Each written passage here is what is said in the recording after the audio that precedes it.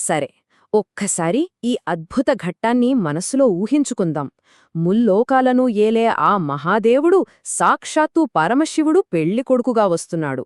తన కూతురు పార్వతిని వివాహం చేసుకోవడానికి కోటి సూర్యప్రభలతో మెరిసిపోయే ఒక అద్భుతమైన రాజకుమారుడు వస్తాడని మేనకాదేవి ఎంతో గర్వంగా తన మేడపై నిలబడి ఎదురుచూస్తోంది.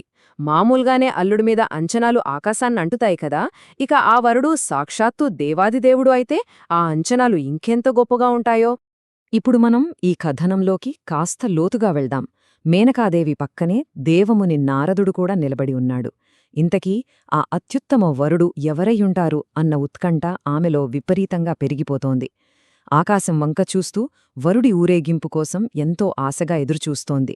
కాని నారదుడు ఆమె అంచనాలను, ఆ ఆకాశమంత భ్రమలను ఒక్కొక్కటిగా ఎలా పటాపంచలు చేశాడో ఇప్పుడు మనం చూద్దాం. అదిగ్గో, దివ్యమైన ఊరేగింపు మొదలైపోయింది. అత్యంత సుందరంగా పాడుతూ అందమైన అప్సరసల మధ్య ఒక తేజోవంతమైన వ్యక్తి వస్తున్నాడు. ఆయనెవరో కాదు, గంధర్వరాజైన విశ్వావసుడు.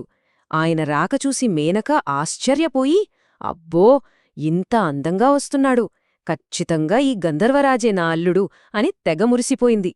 కాని ఇక్కడే నారదుడి పర్ఫెక్ట్ టైమింగ్ మనకనిపిస్తుంది.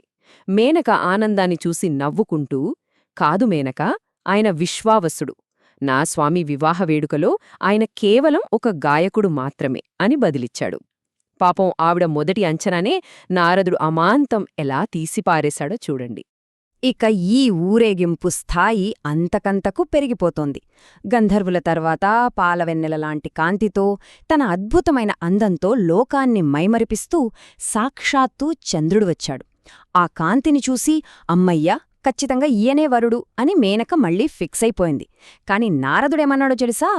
ఆ చంద్రుడు కేవలం ఒక అలంకారం అని, పరమశివుడు తన జటాజూటంలో పెట్టుకునే ఒక చిన్న ఆభరణం మాత్రమేనని చెప్పి షాకిచ్చాడు. ఇక తరువాత రత్నం మణిమయ కాంతులతో, అంతులేని ధనరాశులతో సాక్షాత్తు కుబేరుడు వస్తున్నాడు. అది చూసి మేనక కళ్ళు చెదిరిపోయాయి.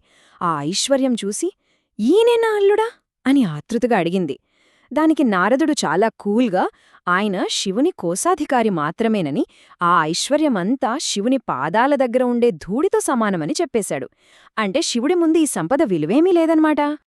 ఆ తర్వాత ఆకాశంలో ఉరుములు మెరుపుల మధ్య దిక్పాలకుల రాక మొదలైంది. పాశం పట్టుకొని అత్యంత గంభీరంగా యమధర్మరాజు, అలాగే ఐరావతం మీద వజ్రాయుధంతో మెరిసిపోతూ దేవేంద్రుడు అలుగుపెట్టారు. ఇలాంటి అద్భుతమైన, శక్తివంతమైన దృశ్యాలను చూసినప్పుడు ఎవరైనా సరే వాళ్లే మెయిన్ హీరోలు అని భ్రమపడటం చాలా సహజం కదా. కాని నారదుడి సమాధానం మళ్లీ అదే. అంత గంభీరుడైన యమధర్మరాజును చూసి ఆయన శివుని ఆజ్ఞతో కాలచక్రాన్ని నడిపే ఒక సేవకుడు మాత్రమేనని తేలికగా తీసిపారేశాడు. పోని వజ్రాయుధంతో మెరిసిపోతున్న ఇంద్రుడేమైనా ప్రత్యేకమా అంటే ఆయన కూడా స్వామి సభలో కేవలం ఒక సామాన్య దిక్పాలకుడు అని చెప్పేశాడు. ఇక ఉత్కంఠ తారాస్థాయికి చేరుకుంది. హంసవాహనం మీద వేదమంత్ర ఘోషల మధ్య సాక్షాత్తు సృష్టికర్త బ్రహ్మదేవుడు, అలాగే గరుడవాహనం మీద నీలమేఘ శ్యాముడైన నారాయణుడు వచ్చేశారు. వీరిని చూసి మేనక ఇక వీడలో ఒకరే ఖచ్చితంగా అల్లుడు అని అనుకుంది. కాని ఆశ్చర్యకరంగా నారదుడు వాళ్లని కూడా శివుని సృష్టి కార్యాలను పర్యవేక్షించే మేనేజర్లు అని, ఆయన ఆజ్ఞలను అమలు చేసే ప్రధానాధికారులు అని పరిచయం చేశాడు. ఒక్కసారి ఆలోచించండి, ముల్లోకాలను ఏలే ఆ త్రిమూర్తుల్లోని ఇద్దరు, అలాగే ఇంద్రుడు, కుబేరుడు లాంటి వాళ్లే కేవలం సేవకులు అయితే, ఇక అస్సలైన పెళ్లికొడుకు ఇంకెంత వైభవంగా, ఇంకెన్ని కోటి సూర్యకాంతులతో వస్తాడో అని మేనక ఊహలకు అంతులేకుండా పోయింది. ఎంతో సంతోషంతో ఆకాశంలో మెరిసిపోయే ఆ రూపం కోసం వెదుకుతూ హారతి పళ్ళెంతో సిద్ధమైంది. సరిగ్గా ఇక్కడే మనం ఈ కథలో అసలైన మలుపుకొచ్చాం. మేనక ఊహించిన ఆ రంగుల ప్రపంచం, ఆ మణిమయ కాంతులు అకస్మాత్తుగా ఆగిపోయాయి. ఆమె ఎంతో ఆశగా ఎదురుచూస్తున్న ఆ అద్భుతమైన దృశ్యానికి బదులుగా అత్యంత విరుద్ధమైన, కనీసం ఊహకు కూడా అందని ఒక దృశ్యం ఆమె కళ్లముందుకొచ్చింది. అలంకరణలకు, ఆడంబరాలకు ఏమాత్రం తావులేని ఒక రూపమది. ఒక ముసలి ఎద్దుమీద దిగంబరంగా ఒళ్లంతా బూడిద పూసుకుని వస్తున్నాడు. మెడలో పాములు, పులిచర్మం, విరబోసుకున్న జుట్టు. ఆయన వెనుక నాట్యం చేస్తూ వస్తున్న వికృతమైన ఆకారాలు కలిగిన భూతగణాలు. ఎక్కడా మెరిసిపోయే అల్లుడు, ఎక్కడ ఈ భయంకరమైన సర్వసంగ పరిత్యాగి రూపం? ఆ దృశ్యాన్ని చూపిస్తూ నారదుడు తన ఆఖరి మాట చెప్పాడు. ఇదిగో మేనకా, లోకానికే దిక్కు నీ అల్లుడు పరమశివుడు. అంతే. ఆ మాట వినగానే, ఆ రూపాన్ని చూడగానే మేనక ఊహలన్నీ ఒక్కసారిగా పేకమేడలా కూలిపోయాయి. ఆ షాక్ తట్టుకోలేక ఆమె అక్కడికక్కడే స్పృహ తప్పి పడిపోయింది. కాబట్టి ఇక్కడ మనం గమనించాల్సిన అసలైన పాయింట్ ఏమిటంటే, ఈ కథ కేవలం నవ్వుకోడానికి మాత్రమే కాదు. ఇది బాహ్య ఆకర్షణలకు, పరమసత్యానికి మధ్య ఉన్న తేడాను అద్భుతంగా వివరిస్తుంది.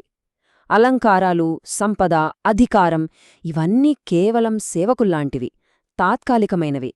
కాని అసలైన దైవత్వం ఎలాంటి ఆడంబరాల్లేకుండా అత్యంత సామాన్యంగా ప్రకృతికి దగ్గరగా ఉంటుందనే సత్యాన్ని ఇది మనకు స్పష్టం చేస్తోంది. అయితే కథ ఇక్కడితో ముగిసిపోలేదు. స్పృహ తప్పిన మేనకను చూసి కరుణించిన ఆ పరమశివుడు తన నిజ రూపాన్ని ఉపసంహరించుకుని అందరికీ ఆమోదయోగ్యమైన అద్భుతమైన సుందరేశ్వర రూపాన్ని ధరించాడు. అసలు ఊహకు సైతమందని ఆ సుందరేశ్వరుని దివ్యమైన అందాన్ని, తేజస్సును చూసి మేనక ముగ్ధురాలైపోయింది. అప్పటిదాకా తను చూసిన భయానక రూపం వెనుక ఉన్న అసలైన దైవత్వం ఎంత ప్రశాంతంగా, ఎంత అందంగా ఉంటుందో ఆమెకు అప్పుడు అర్థమైంది.